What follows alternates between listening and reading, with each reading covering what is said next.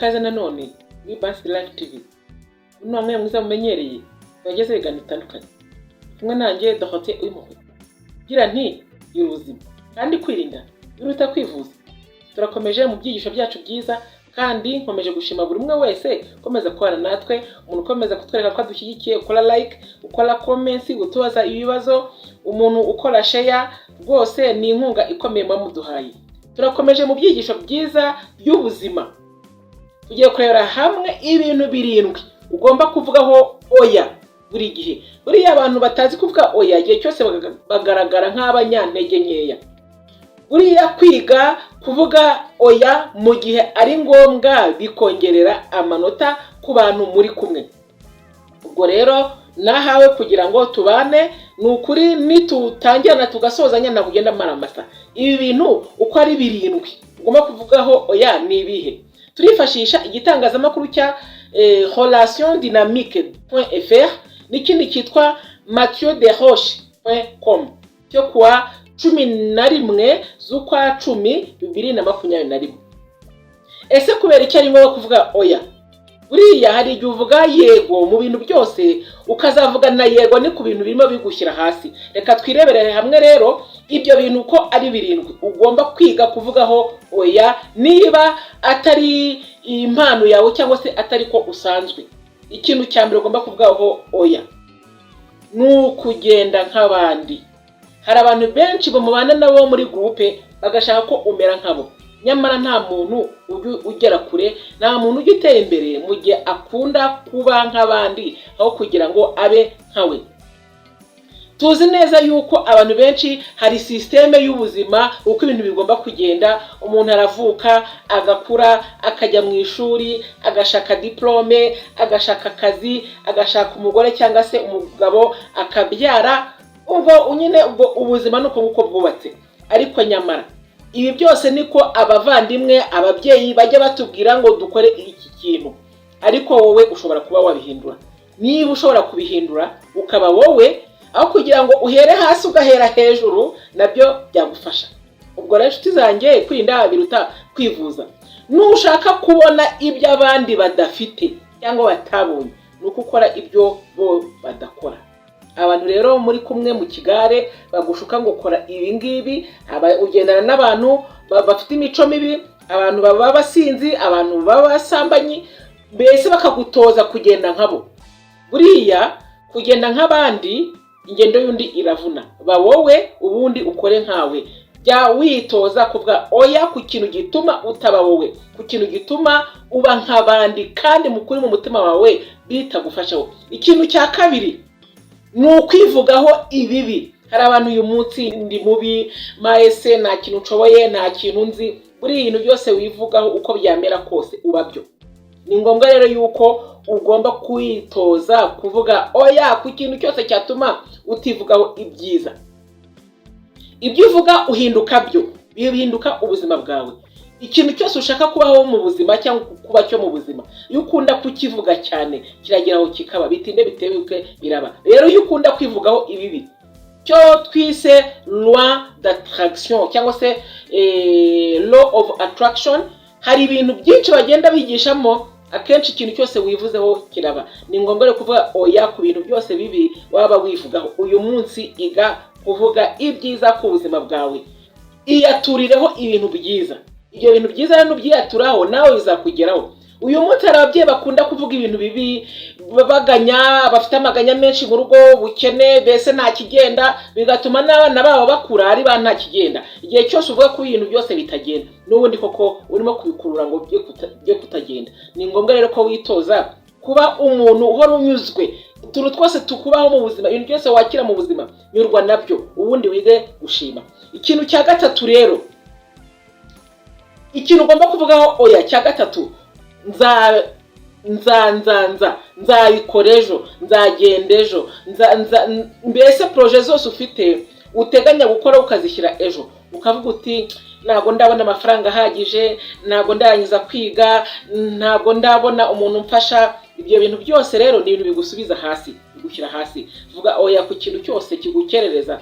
Rero iga gufata icyemezo uyu munsi aka kanya. ntabwo ari ngombwa yuko uzatangira proje ari uko wabonye ubushobozi. Uyu munsi hari ibintu ushobora guheraho by'ibanze. Hari umuntu rero ufite n'ibyibanze ariko akaba atabikoresha, akavuga ngo reka banza kusanya amafaranga. Ariko urushaho gushaka gukusanya amafaranga uzashiduka ayo mafaranga wirukanka utari kuyabona. Ariko nyamara ushobora gutangira ku tuntu dutoya ufite resources ufite uyu munsi zikazatuma ugera kuri ibyo bintu byose wifuza kugeraho. Ubwo rero iki kintu cyo kubanza gukemura, kubanza gukora ibintu byiza, mbese ukabanza gushyira ibintu ku murongo byose kugira ngo ukunde utangire proje runaka wumva y'inzozi zawe mu myaka 5, ibyo bintu byose nabyo biragushyira hasi. Igikurikiyeho nanone ugomba kuvugaho oya, umuntu ugutesha agaciro, umuntu ugusuzugura, yaba ari umuntu ukugaburira agusuzugura, uvuga oya. Umugore yagusuzuguye mu rugo ukamwihorera ngo utamubabaza, ejo arashyekerwa none akora ibirenze. Umugabo yagusuzuguye mu rugo ukamwihorera ukarira gusa, ejo akora ibirenze. Umwana yagusuzuguye ukamwihorera, ejo akora ibirenze. Uwo mukorani yagusuzuguye ukamwihorera, akora ibirenze ejo. Bivuze rero ngo umuntu yagusuzuguye uyu munsi ukamwihorera, azagusuzugura n'ubwa kabiri, azagusuzugura n'ubwa gatatu, iteka yose azahora gusuzugura. Yiga kuvuga oya, umuguru uti n'undi munsi stop, ntibishoboka, ntuzabyongere, ibyo bintu birambangamira. Icyo kintu kwihesha agaciro mu bantu, nta muntu uzaguha agaciro nawe rero mu gihe utakihesha. Igikurikiyeho cya 5, ibinyoma. Vuga oya ku kinyoma icyo ari cyo cyose. Uyu munsi hari abantu bashimishwa no kwigaragaza uko batari, akabeshya amashuri afite, akabeshya ahaturuka hataha, akabeshya ababyeyi be kubera yuko bumva bimuteye isoni, bimuteye ipfunwe, mbese atewe ipfunwe n'icyo ari cyo cyangwa n'uwo ari we. Ibyo bintu rero, ikinyoma kimwe iyo ugihaye intebe ukavumburwaho akantu gatoya ko ari ikinyoma, n'ukuri kose waba ufite abantu baragushidikanya. Kandi rero abantu batanya gushidikanya ukuri kwawe kose, urumva yuko ni ibintu biba birimo kugushyira hasi.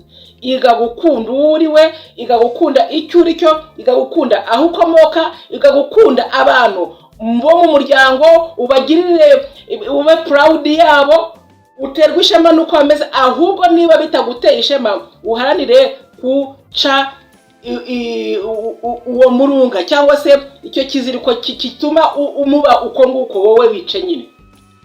Bihindure, ni wowe rero ushobora kubihindura. Ubwo rero tuzangiye kwirinda biruta kwivuza. Igikurikiyeho cya 6, guhagarika. Vuga oya ku mubano wose w'uburozi. Twagiye tubyiga mu byiciro bitambutse, umubano w'uburozi uburyo wangiza. Umuntu yari mu mubano w'uburozi, uri kumwe n'umugabo cyangwa n'umugore, umukobwa cyangwa umusore ugusuzugura, uguteje agaciro, utagukunda, utakubaha, byanze bikunze n'inzozi zawe z'ubuzima nta hantu zigera. Uhora utekereza kuri uwo muntu gusa, nta nzozi, ibyo ushaka gukora byose nta na kimwe ubasha gukora. Nta hantu wagera rero ukiri muri uwo mubano w'uburozi. Uzabona na proje zawe zose watangiye zose zifeiringa, zirapfa, zirapfuba, kubera yuko nta mutima ufite wo kuzikoraho, nta kintu cyiza na kimwe kiri mu mutima wawe cyatuma ukora ibyo bintu. Vuga oya ku mubano w'uburozi. Nuba utangiye ukabona mu maguru mashyashya hari ibintu bitarimo kugenda, hari ikirunga kirimo gitingita, kirimo kishaka kuruka, bihagarike vuba, kuko nubitindamo bizatuma nta hantu ugera kandi uwo mubano uzakubihira, uzashiduka wanawuvuyemo. Bivuze rero ngo kwirinda biruta kwivuza. Ikintu cya nyuma rero ugomba kuvugaho oya ni ubukene. Ubukene abantu benshi harimo abantu benshi bahora baganya, bavuga se abantu ku kintu ugiye gukora abantu barakikwambura, barakwiba, bakwanga, ibiki n'ibiki byose. Ibyo bintu iyo ukomeza gutekereza ibintu biri negative, n'ubundi ubukene nta hantu bucikira. Kandi buriya ubukene bwa buri mu mutwe. Iyo ufite mu bwonko bwa harimo ubukene, n'ubundi buhora bgukurikirana. Mu mutwe iyo hahoramo ubukire gihe kiragera, uko bitinde butebuke ubwo bukire urabubona. Ubwo rero uhora uganya ubukene, abandi bantu nibo bagutera ubukene, bagutera umwaku, abantu bo mu muryango barakwanga, ntibagufasha, nta muntu ushinzwe kugufasha, nta n'umuntu utegetswe kugufasha. Bagufasha babishaka, ariko batabishaka ntabwo bagufasha.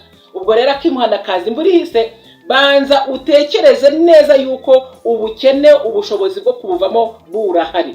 Niba uvukana mu muryango ukennye uzabicunga. Abantu benshi bakunda kuvuka mu miryango ikene nabo bagakomeza bakena. Bivuze rero ngo kugira ngo uce ubwo bukene mu muryango ugomba gukora inshuro ebyiri zirenze izo abo ngabo muri kumwe bo bakora. Bivuze rero ngo ubukene bubasha gucika umuntu yabushatse. Umuhanga cyangwa se umukire umwe Bill Gates yaravuze ngo iyo uvutse uri umukene ikosa ni ry'ababyeyi, ariko iyo upfuye uri umukene ikosa ni ryawe. Bivuze neza yuko rero abantu twatangiye kugira ngo dukorane umurava dutere imbere, ibintu tugomba kubiha agaciro. Ni ahantu ushobora kugera ibintu byose bikiri kururi ruhande. Ibi ni inkingi zirindwi, ni imbaraga zirindwi zatuma ugera kure, ariko ari n'inyundo zirindwi zaguhondagura kugira ngo utagira ahantu ugera. Inshuti zanjye rero, kwirinda biruta kwivuza. Ese hari ikindi kintu ushobora kuba wambwira mu byo ntavuzemo hano? Nyandike muri comment. Iyo numushya kwica no kora like, kora subscribe cyangwa se abone, kandi ukomeze gusangiza ibi byigisho inshuti n'abavandimwe. Ibyiciro kwa namwe ngo nanjye Dorothée Uwimpuhwe, naho ubutaha muri video ikurikira. Bye.